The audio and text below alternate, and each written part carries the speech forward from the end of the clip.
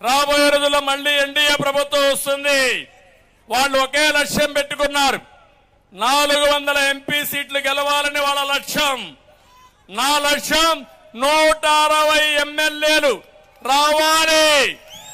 160+ తెలుగుదేశం లక్ష్యం.